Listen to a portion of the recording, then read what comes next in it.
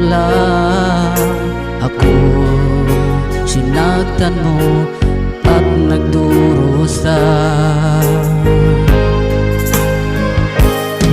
Noon sinabi mo sa akin na ako lang ang mahal mo, kahit kailan pa man di ka magbabago.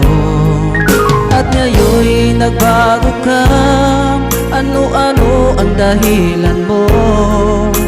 Anong sakit sa puso ko dahil labis kitang mahal?